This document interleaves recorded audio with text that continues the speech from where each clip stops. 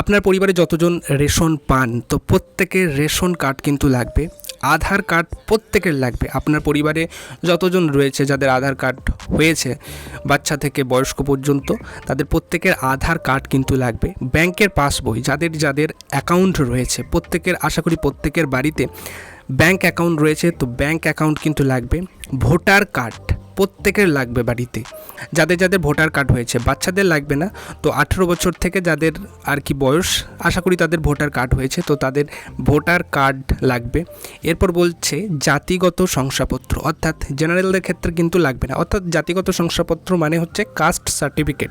ST, SC, OBC এদের ক্ষেত্রে কিন্তু জাতিগত শংসাপত্র অর্থাৎ কাস্ট সার্টিফিকেট কিন্তু লাগবে। এরপর লাগবে যেটা, সেটা হচ্ছে পর্চা বা দলিল। আপনার পরিবারে যে সকল ব্যক্তির দলিল বা পর্চা আছে সেই পর্চা বা দলিল কিন্তু লাগবে। আপনার বাড়িতে যদি 4 চাকা গাড়ি থাকে তার জন্যে রেজিস্ট্রেশন বুক অর্থাৎ রেজিস্ট্রেশন বইটা গাড়ির, সেটা কিন্তু লাগবে।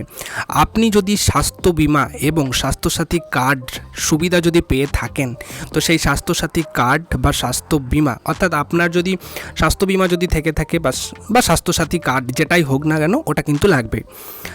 আর প্যান কার্ড কিন্তু লাগবে। আপনার পরিবারের যে সকল ব্যক্তির প্যান কার্ড রয়েছে সেই প্যান কার্ড কিন্তু লাগবে। এরপর শিক্ষিত সদস্যদের যাদের শিক্ষাগত যোগ্যতা রয়েছে তাদের প্রত্যেকের কিন্তু শিক্ষাগত যোগ্যতার প্রমাণপত্র কিন্তু লাগবে।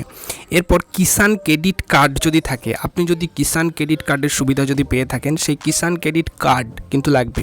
এসআইআর 2026-এ যাদের নাম কাটা গেছে এমন যদি কেউ থেকে থাকেন তাদের জন্য ট্রাইব্যুনাল নথি বা ট্রাইব্যুনাল ডকুমেন্টস কিন্তু লাগবে।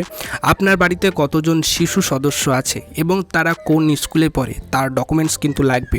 আপনার শিশুর টিকাকরণের বিবরণ কিন্তু লাগবে। আপনার শিশুর বলতে আপনার বাড়িতে হয়তো দেখা যাচ্ছে 12 বছর কি 14 বছর যদি কেউ থেকে থাকে, তো 10 বছরের টিকা হয়, 7 বছরের টিকা হয়, এখানে দেয় তো টিকা দেয়, তো সেই সমস্ত কিন্তু ওই টিকাকরণের নথি কিন্তু লাগবে। আপনি বা আপনার বাড়িতে গ্যাস কানেকশন করা রয়েছে তার নথিও কিন্তু লাগবে।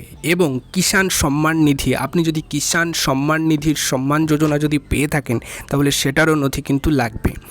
এরপর আপনার বাড়িতে যদি কেউ সরকারি চাকরি করে বা আপনার বাড়িতে দেখা গেল আগে সরকারি চাকরি করতো এখন পেনশন পাচ্ছে, তার বিবরণটাও কিন্তু লাগবে।